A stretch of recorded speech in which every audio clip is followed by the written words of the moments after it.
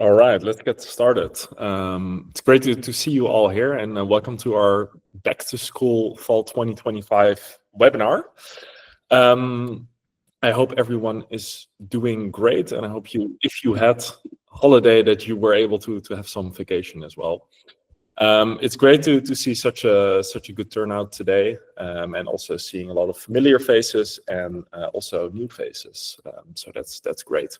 Now that the academic year, at least for the Northern Hemisphere, is starting again, we're going to pick up these webinars and do these about once every 2 months again.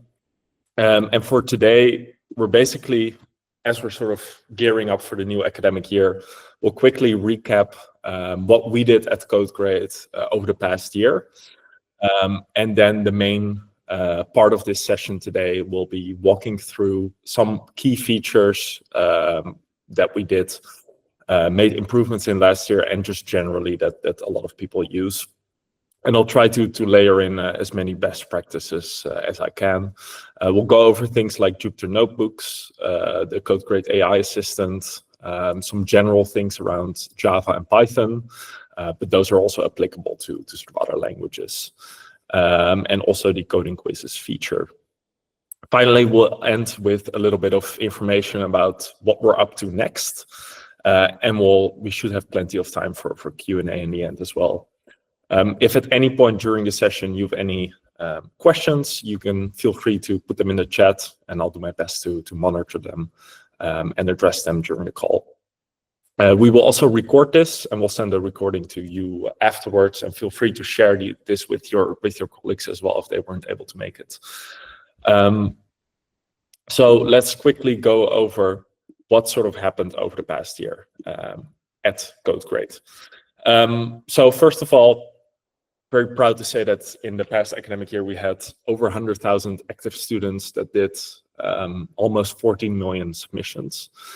So we saw a big increase in the product and the usage of the product, and that's thanks to people like you that use it and use it in your courses.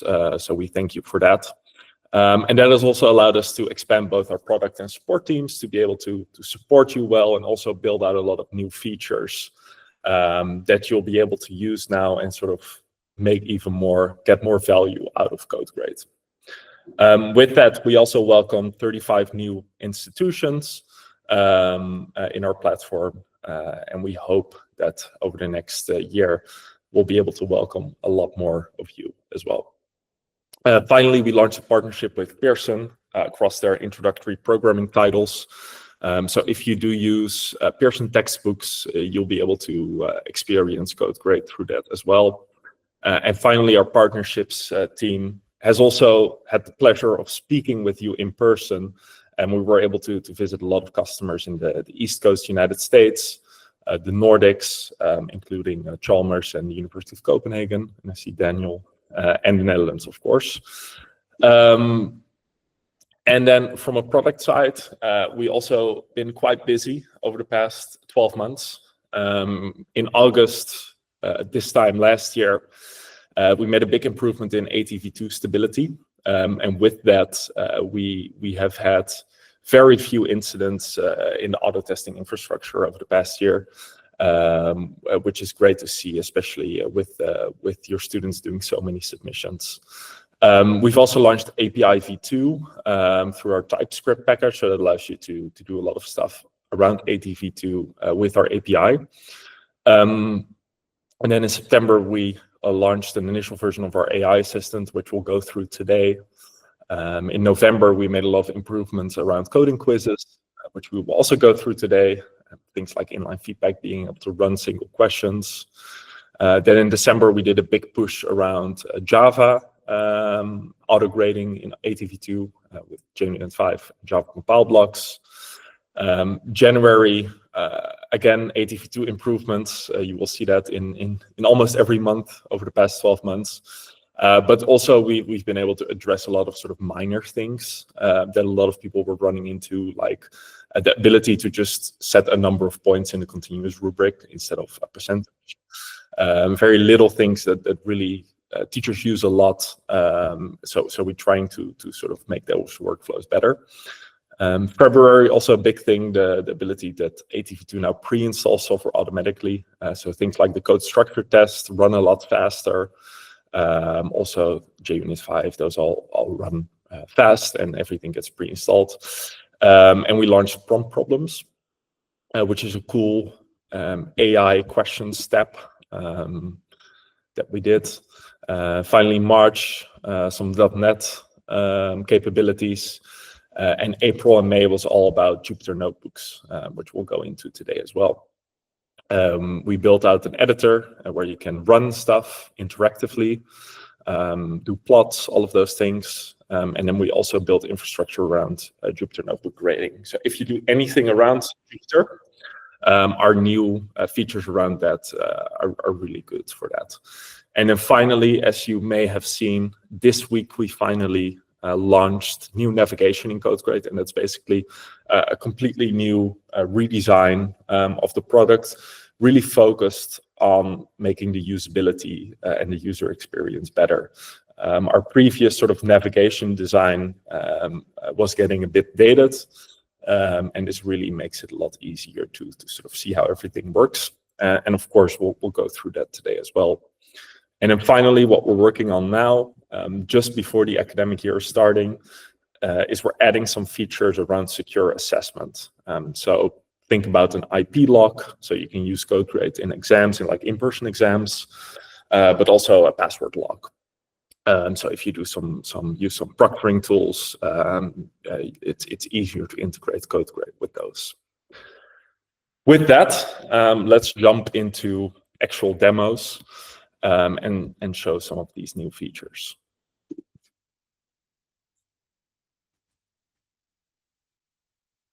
All right, All right. So I have just opened up CodeGrade, and I'm currently logged in as a teacher. And what you will see here immediately is the new design of CodeGrade. So this is the homepage now. If you use CodeGrade integrated with a learning management system, which most people do, you usually don't really get to use this page a lot. But this is basically an overview of all of your courses, and I'm currently enrolled in just one. One thing you will notice here on this homepage as well is that if you are a long-time customer and you have a ton of courses, this page used to be quite slow, and now it's really fast. So that's pretty nice. If you click into a course, you get into a new page that we've designed, which we call the course home page. So the overview of this course. And here you can see in this page all of the assignments that are available within this course. And what you will also see as a new element at the top is a breadcrumb bar. And this is sort of our core new navigation workflow. So I can click on here and I can go into relevant links that are part of this specific course, but I can also go to other courses here. And then finally, on the right side, you will see a new element. We call this the page menu. And this allows you to navigate within a certain page. So if I go into a specific assignment, so for instance, this Jupyter Notebook assignment, I get into the submission page, which has also been completely redesigned. And in the breadcrumb bar, you can see now that I get into a new assignment right here. Again, I can easily switch to a different assignment using this navigation, or I can go back to the course homepage. And finally, if I want to go to the settings of a course, I can press here to course settings, and then I get to the course settings page. And again, you will see we use this page menu here to make it easy to navigate. So what I can do now here, for instance, I can create an assignment. I can look at the permissions and sort of change things here. I can look at the gradebook where there's no submissions. Look at the members and all of those things. Of course, again, if you use CodeGrade integrated with an LMS, all of this should be synced automatically. But let's go ahead and quickly make a new assignment to sort of see what that looks like. Again, when you create a new assignment, you get into the CodeGrade assignment settings. which also has a new look to it. Again, I can easily go back to the submissions for this assignment and then go back to the settings right here, or use the breadcrumb bar right here. Once you create a new assignment, you're able to sort of set all of these settings on it. You can give it a name. You can set whether the grade should be published, schedule of the assignment, how you want students to hand in, and a lot more. And then, of course, you can go to the auto grading. But let's have a look at Jupyter then. So if I go into the Jupyter Notebook assignment, and then let's take a look at this from the student perspective first. All right.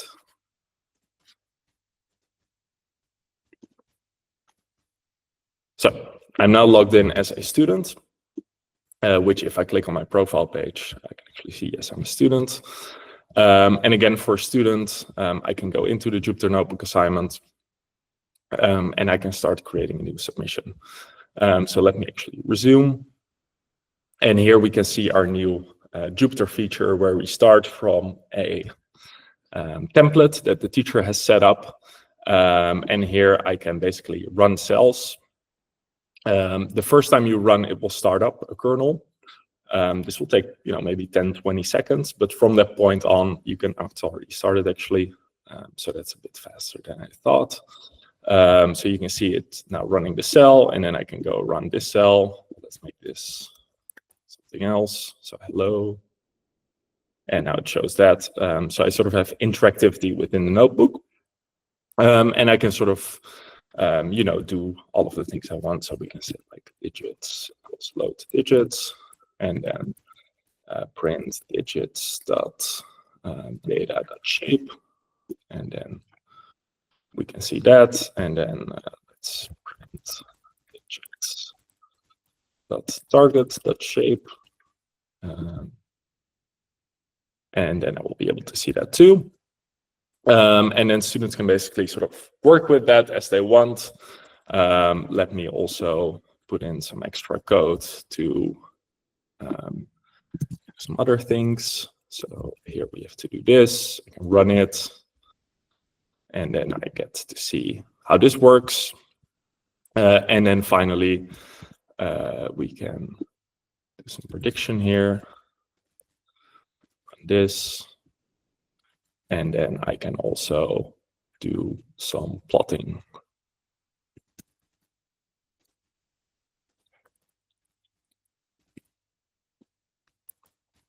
And it will also start running.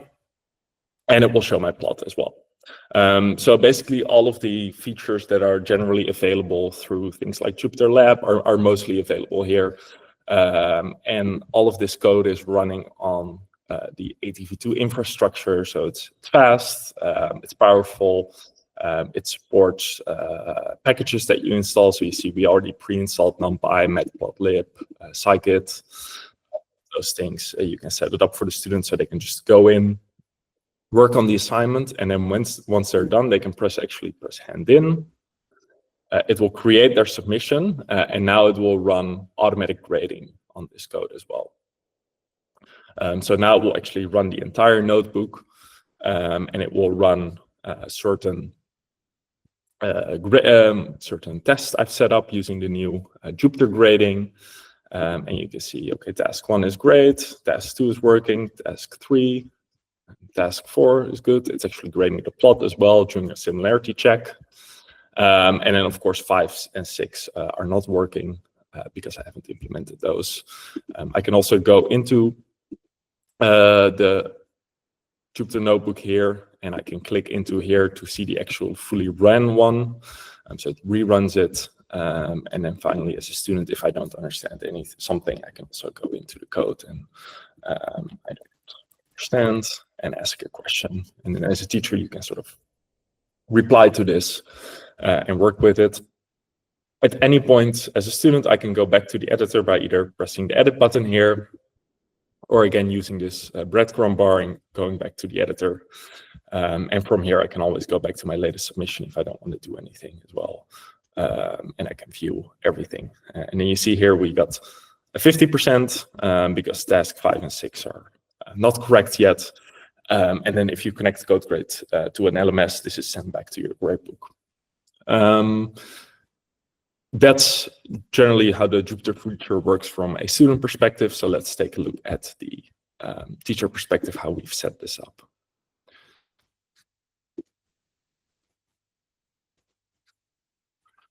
All right, so now I am here as a teacher, and I will quickly refresh the submissions so I can see that my student submission has now showed up here.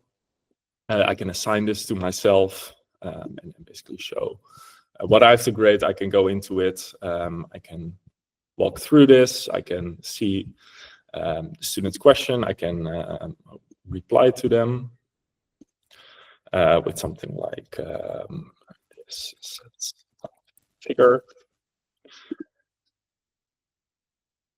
And students will be able to see this. And then finally, you can go into the auto test and all of those things. Of course, if they have previous submission, I can see those. And I can go to other submissions using the breadcrumb bar as well. So if I want to quickly look at what the test student did, I can go into them.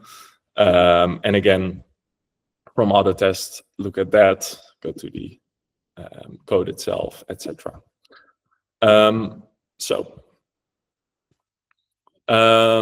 Question, this will print all output as though working natively in Python or R. Correct, so this is basically just running Python in this case. The Jupyter notebooks currently only support Python, but we are definitely looking into adding R as well. Yes, so the Jupyter notebook should basically emulate like a native version of Jupyter. With a couple of limitations, but generally it works pretty similar to native Jupyter. So let's take a look at the settings then for this. So again, this is the assignment home. So we have the submissions here, and I can go into the settings and look at the settings. And basically, as you can see here, we've switched on the editor because we want students to use this new Jupyter editor feature. But I don't actually have to upload any template here. So the Jupyter feature really works very similar to the coding quizzes, where everything is handled through Autotest. So if I go into the Autotest configuration, I'm just gonna put that to the side so I have a bit more space. What you can see here is that we use a Jupyter Notebook block, and then we create a template file. So we either upload this, or you can create this from scratch directly into CodeGrade, and you can basically you can write your markdown in here. You can give your template code, and then basically set this all up. Then you can also download this file and then upload it as a test submission and sort of test your code. And then finally, we basically set the kernel, so in this case, Python 3, and we have a specific version for this. And then we have enabled that students are allowed to run these notebook cells. So if you set this to enabled, they get that run and run all button. If you set this to disabled, then they cannot do that. And then finally, we have these cool new blocks called run in notebook that allows you to write code to test certain cells. So this is sort of in a way similar to how things like MB Grader might work, but it's a bit easier to use. So basically how it works is you have a cell here, so we call it task 1, and this code will be automatically placed after a cell. And we can select a cell here. So in this case, we selected this task 1 cell. So then when it's running the autograder, it will automatically insert this code after this cell. And the students won't be able to see this code. So it's sort of completely hidden from them, but they do get graded on it. And here we wrote sort of a 10 of assertions. And then, of course, if one fails, then this test fails. And if not, we print that it's okay. And of course, if it fails, we give them some feedback why it fails. Then similarly, we do this for task 2, task 3. But you can also use these if you want to sort of preload some code. So maybe you have some like some grading functions you use a ton. So at the start of the notebook, you can write some grading function here, and then this will be automatically inserted at the start of the notebook, or you can do some imports here or stuff like that. And similarly, if you need to do something at the end, you can also do that at the end of the notebook automatically. Finally, here for the plots, we're actually also using sort of just an IO test. You can also just put these in here if you want. And you will see that these task 4 and 5 and 6, they will actually save a figure to a file. And that file is now available, and we have a script that compares plots with each other, basically based on sort of how the image looks. And then we have some original plots that we compare them against. And this full assignment is also available in the CodeGrade community library. So if you go to the General tab and then scroll all the way to the bottom, there should be a button Community Library. If you don't see that button, reach out to us and we'll give you the permissions to see this. But if you go to Jupyter here, you will see matplotlib and plot comparing. And then this whole other test is in here, and you can just press import and you have everything I have right here. And again, once you're done sort of building everything, you press build snapshot. And this will run everything on your test submission.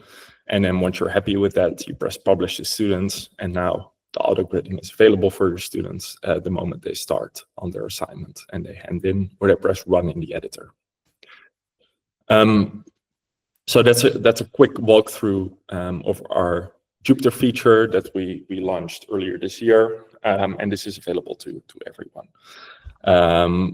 Of course, if you have any questions about this, you can always reach out to our support team, and they're more than happy to give you a full walkthrough and set up assignments for you.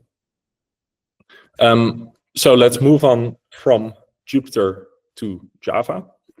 And again, I will show the student view first. All right, so again, this is still Jupyter, so we're going to go back to the course home page. And here you will see a Java assignment. I can click into this. Here there is actually a assignment description available. I can read and see, and then I can press the create submission button. For this specific assignment, besides the CodeGrade editor, we also allow students to upload files. So I can click on upload files and I can drag and drop something in. In this case, I'm going to hand in a zip file. And if I press submit, what you will see is that it will automatically extract that zip file and I can see everything. And what you will also notice with the redesign is how fast everything loads now. We've done a lot of performance improvements, so this makes it a lot easier. And again, in auto test right here, you can see that test will run. So in this case, it will compile my code, and then it will unit test the book class, the user class, the admin class, and then the borrower class. These are all JUnit tests, and then finally we will run a check style on it. And here we get one error in book.java. And if as a student, I can just quickly click in here in book.java and I can see, oh yeah, this line is too long. So if I want to fix this, I can actually press edit because I'm also allowed to use the editor, and I can fix it and hand it in. And then let's see how JUnit thinks about this now. And again, we'll run the auto test, fill in the rubric, and give a grade to students. Give it a second.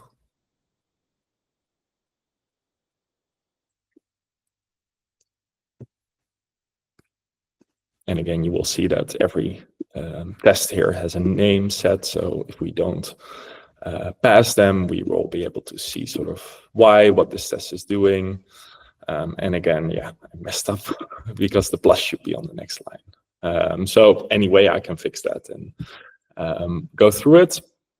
And here you will also be able to see my sort of different submissions. So I can go into this one, and there I see the different one, and then I can jump into and your submission is.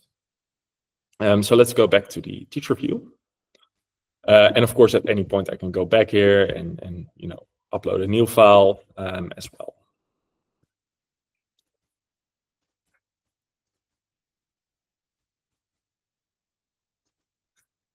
All right, so back in the teacher view now.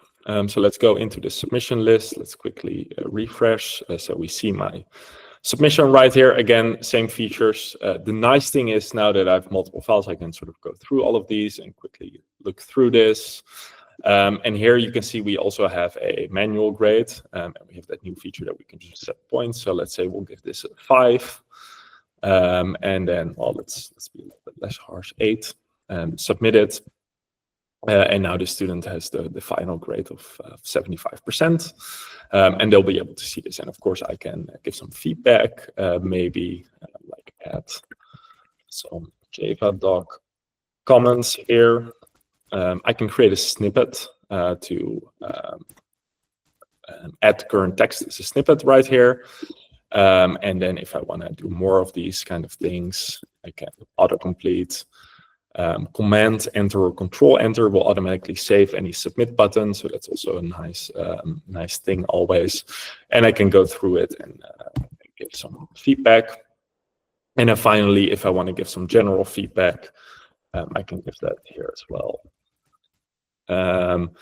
And this supports Markdown, so I can also make things like bold and all those things, and everything that works, and things like code works. And then save it, and then the student will also be able to see this general feedback. So let's take a look at sort of how this works from a auto-grading perspective. Again, I go into the assignment settings here. If you want to take a look at some things here, the analytics, they're also available. And I can export files and metadata and all of those things right here. And if I want to add my own submission, I go to add submission, and I can also upload for students if I want. So if they emailed you after the deadline that they weren't able to hand in, and if there's a good reason, you can do it for them here as well. All right, going into the assignment settings. Again, I've enabled the file uploader right here. On the description, I will have a description. And then on the rubric, I've set a rubric. And then all the auto tests is where all my auto test things live. Here in the setup, you can see we install Java version 21. And that will just make sure that Java is available. And then finally, we use the Java compile block here to compile everything. And we basically say that any Java file should be compiled. Then also, if they have compiler errors, they will get those same messages in the code itself that you saw from checkstyle. And then if this test passes, then I will only execute the JUnit tests, because if it doesn't compile, then we probably shouldn't execute those. And here you can see we use the JUnit block, and here we can write JUnit in directly. So anything that works in JUnit works in here. And of course, if you use like any AI tools, they can really help you write these tests pretty fast. One feature that CodeGrade takes into account, if you use this @display name, you can set these custom names for the tests. And then within these brackets, you can set the number of points. So if you want to set different amounts of points for different tests, so the default is 1, of course. So these tests all have a weight of 1, but then this one has a weight of 2. And you can set those. And again, write a bunch of tests. And then finally, we have this checkstyle block that we can just drag and drop in. We can set a template, and then we can modify the configuration if we want. And then again, once we're done, we press build snapshot, and then we can publish to students, and then it will be available. Also, this assignment is of course available in the community library. So if I go to general, to the bottom, community library, and then Java, there should be a Java JUnit 5 here. with this whole auto test available that you can use. And of course, example solution is in there and all of those things. So that's sort of a quick overview of what you can do with Java. Of course, all the things like I/O testing, give an input, expect a certain output. Code structure tests are also available. And of course, if you press this question mark, you go to our help center and you can actually go to things like Java, create your first Java assignment, and it sort of walks you through everything, including code structure tests. But then there's also some advanced Java grading here, where there's more information about all of these things. And then if you're more interested in code structure tests, we actually have a full guide on how these work. And again, we have some patterns for things like Java specifically. So if you want to check for an if statement, you can just copy this pattern. If you want to check for an if else, you can copy this pattern, etc. So you can sort of see how this all works by using the help center. And again, if you have any problem, we'll be happy to help you out with this as well. All right, so then let's go to the next one, which will be Python with coding quizzes. So again, I will share the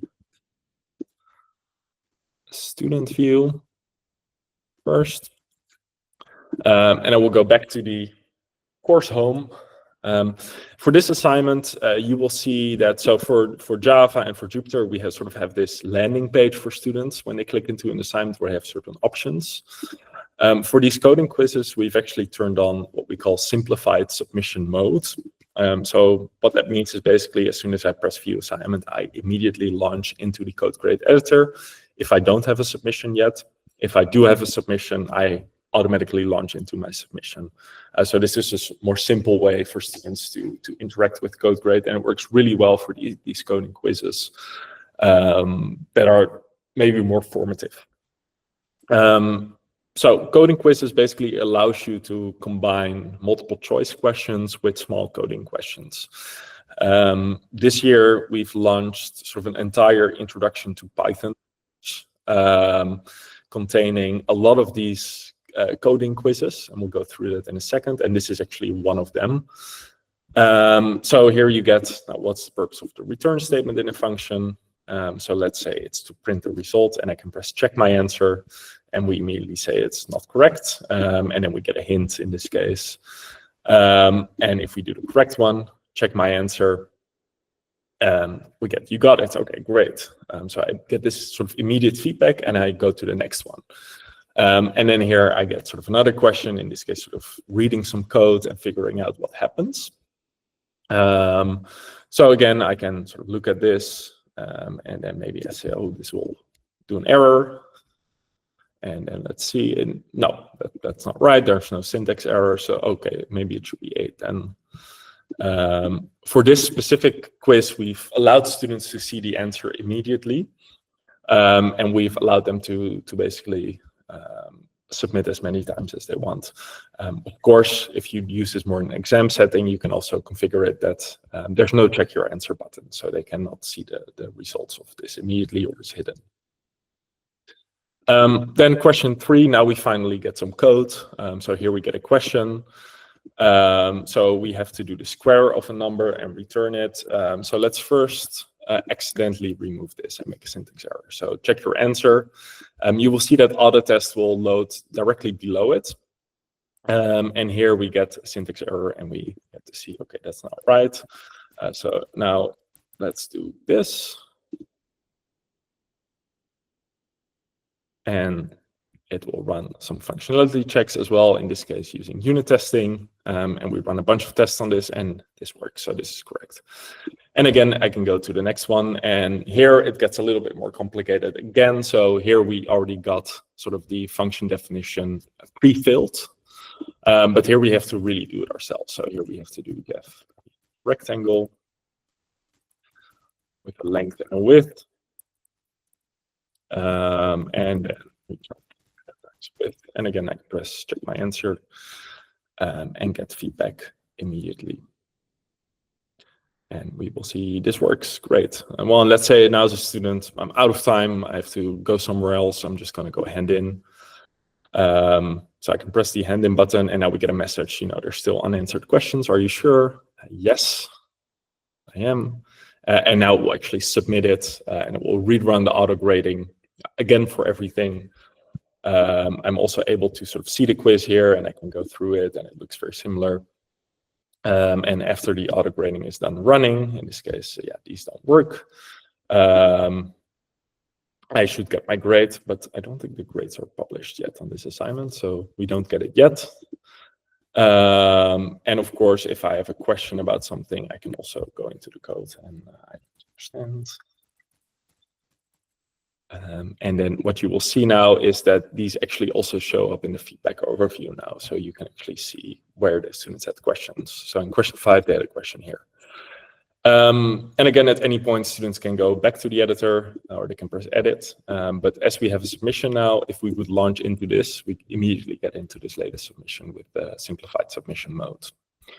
So let's take a look at this from the teacher perspective as well.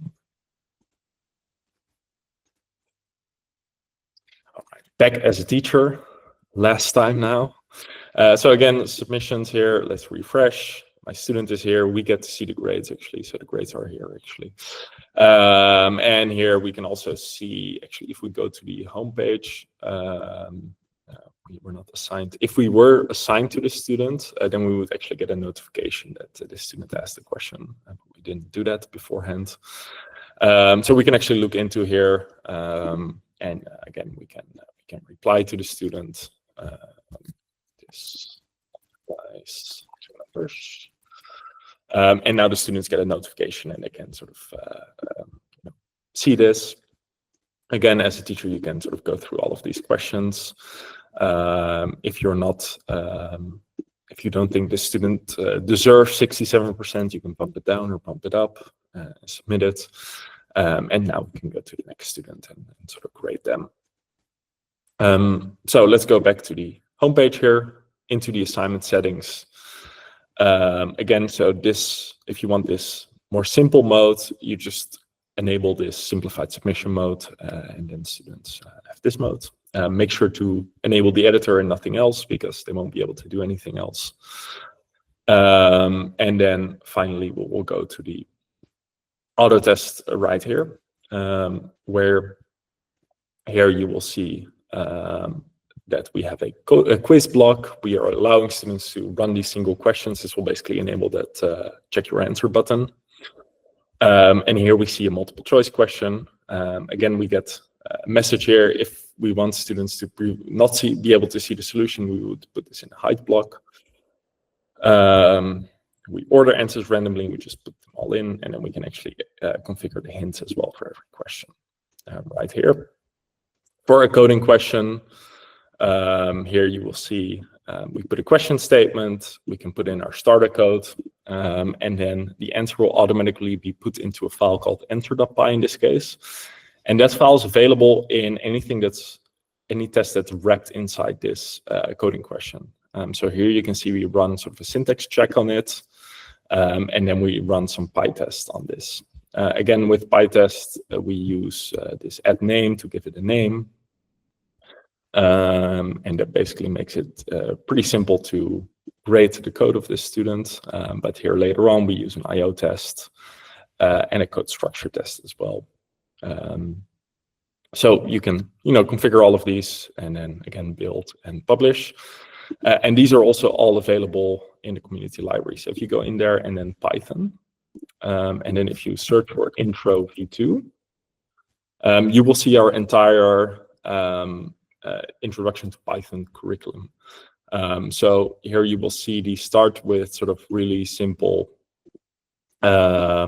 questions, coding questions, and they contain these quizzes, which you will see. But then at the end of sort of every chapter, they contain a mini project, which is not a quiz. So these have an assignment description, a bit more of an advanced rubric, and then a bit more of an advanced automatic grading setup as well. So here you can see an example of the mini project, and this goes all the way from using print to capstone project that gets a bit advanced. We have a 220-line capstone project where they create an inventory management system in this case. But there's another tic-tac-toe with Minimax AI. So there's some cool stuff in here, and this is all available. You can use it. Once you import it, you can modify it, and all of those things. Then the final thing I want to show today is that if you have access to the AI, you can also enable AI assistance. If you want access to this, send us an email, and then we can give you access to try it out. But basically, you can enable assistance for students to work with CodeGrade. So we have 3 defaults here. Either coding assistant that is basically sort of like any AI will basically do anything for you, to sort of a more like a learning assistant or feedback assistant. I can click on these. I can modify the system prompt. And then once I've enabled this, if I go back into like a student, for instance, you will see there's this assistant chat now. So if let me go into the student view. All right, and let's say I want to go back to edit this. Let me make sure. Now what you will see is there's a button here, open chat window, and now I can actually talk to the AI, so I can do like I don't understand return statements in Python, and then the AI will give you an answer to this. Well, and I get some stuff here that I can read through and sort of figure out how this works. And then what will happen now is if I go back into the teacher view,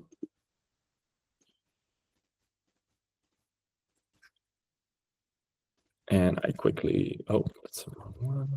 I reload here. Assistant chat, I will be able to see the conversations that the students have had. So if you want to make this sort of part of your assignments, this is a good way to do this. And I'll go over sort of what our plans are for the coming year, and it will be around expanding the usage in this as well. Question whether these AI systems are built on a standard LLM model.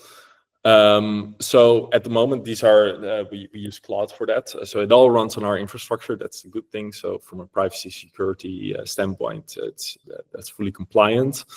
But it's using Claude 3.7, I think, sort of the latest version of Claude. But I'll tell you a little bit more about our plans there as well. So that sort of wraps up the interactive demo part of this presentation, and I have just a couple more minutes to tell you a bit about what's next. So let me go back to the slides. So from a product perspective, so again, coming soon is that IP lock, password lock. That's really soon in the future. So we're aiming to get that there to you, so you can use these for your exams if you want. And then sort of starting in the fall semester, of course, we'll have a continued focus on this user experience. So we have this new design language, and we'll roll that out in other features as well. But then also we'll work more on AI features. So think about the AI being able to see the students' code, the AI being able to see the auto test result, and really make it possible for students to get more help from the AI as a sort of teaching assistant to them. And then finally, we'll also, of course, focus on more interactive editor features. At the Jupyter integration, focus on that, and generally, of course, auto test v2, like always, is a big focus. So expect more features here. If there's specific things that you're looking for, we'd love to hear it, of course. So definitely reach out to us, because we do build the product a lot around what the teachers that use our product actually want. So a lot of the features we showcase today, like Jupyter, come from our user base. So we really need your support in this as well. Then finally, from a partnerships perspective, we are continuing with in-person campus visits at customers. So if you do want to talk to us in person, want to do an interactive session around, AI, for instance, or just in general, how can I improve my auto test? How can I utilize CodeGrade in a better way, or anything else? Reach out to us and we can schedule you in. Finally, we're also attending 6CSE 2026, like every year. So that's sort of where we announce a lot of new features, and that's a great way to see us in person. And we usually also do the European variant at the sea of that as well. And then finally, if you want to do research with CodeGrade, so for instance, you have a novel idea of like, does this actually help my students? For instance, around AI, and we'd love to collaborate with you. We can give you access to your data, of course, how you use CodeGrade, and all of those other things. So we are definitely looking to do that as well. So that wraps up for today our webinar. We will have a recording available, of course, that we'll send to you shortly. And then if you have any questions, feel free to hang in and talk to us. We have about 10 more minutes, so feel free to hit me with questions or not, or leave. Thank you.